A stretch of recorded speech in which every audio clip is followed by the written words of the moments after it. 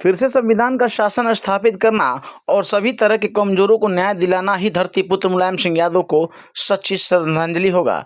यह उक्त बातें राम गोविंद चौधरी ने कही है।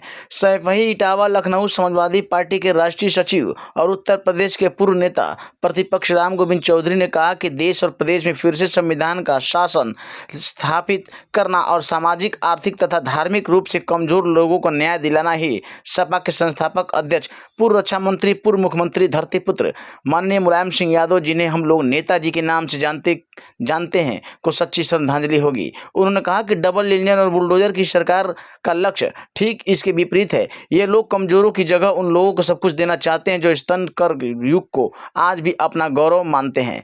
मंगलवार को सैफई में धरती पुत्र माननीय मुलायम सिंह यादव को श्रद्धा सुमन अर्पित करने के बाद सपा के राष्ट्रीय सचिव उत्तर प्रदेश के पूर्व नेता प्रतिपक्ष ने समाजवादी साथियों और पत्रकारों से बातचीत में कहा कि नेताजी ने समाजवादी पार्टी की स्थापना शोषण विहीन समाज की रचना के लिए की थी। वह चाहते थे कि देश प्रदेश में संविधान के अनुसार ऐसी व्यवस्था चले जिसमें दलित, अति पिछड़ा, अल्पसंख्यक के साथ गरीब सवर्ण वर्ग के लोगों को सामाजिक, आर्थिक और धार्मिक क्षेत्रों में तब तक विशेष अवसर मिले जब तक सभी क्षेत्रों में ये लोग बराबरी के करीब नहीं पहुंच जाएं।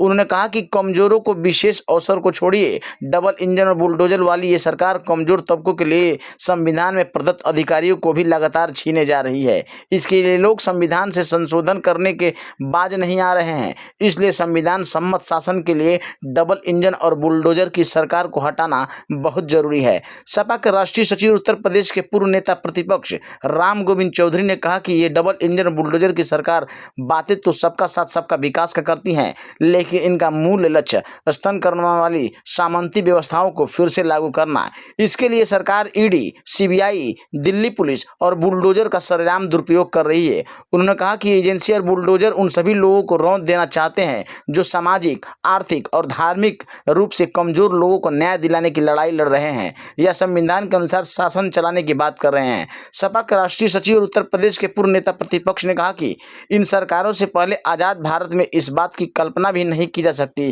कि कोई कमजोर वर्ग किशोर के मुंह में सार्वजनिक जगह सरेआम पेशाब करेगा और उसका वीडियो बना करके पोस्ट करने का हिम्मत करेगा। एक सांसद लोकसभा में एक सांसद को कटुआ कहेगा, आतंकवादी कहेगा और सांसद बना रहेगा। एक प्रधानमंत्री हिंसा के आग में महीनों जल रहे मणिपुर में नग्न परेड देखने के बाद भी वहां नहीं जाएंगे और कुर्सी भी नहीं छोड़ेंगे। उन्होंने कहा कि आरक्षण को लेकर योग्यता का सवाल उठाने वाले ये लोग अब बिना परीक्षा अपने लोगों को बैकडोर से आईएएस भी बना रहे हैं। शिक्षा इतनी महंगी कर दिए हैं कि दलित, अति पिछड़ा, अल्पसंख्यक और आर्थिक दृष्टि से कमजोर सवर्ण घरों के छात्र उच्च शिक्षा की ओर देखने की हिम्मत नहीं कर पा रहे हैं। सपा के राष्ट्रीय सचिव उत्तर प्रदेश के पूर्व नेता प्रतिपक्ष राम गोविंद चौधरी ने कहा कि समाजवादी पार्टी का लक्ष्य दलितों, अति पिछड़ों, अल्पसंख्यकों और गरीब सवर्ण के साथ हो रही अनदेखी को रोककर देश प्रदेश में संविधान सम्मत शासन स्थापित करना है, सबको न्याय देना है। उन्होंने कहा कि इसको हासिल करने के लिए अपने राष्ट्रीय अध्यक्ष माननीय अखिलेश यादव के नेतृत्व में हम सभी समाजवादी अंतिम सांस तक संघर्ष करेंगे। यह संघर्ष ही नेताजी को आत्मा को शांति देगा।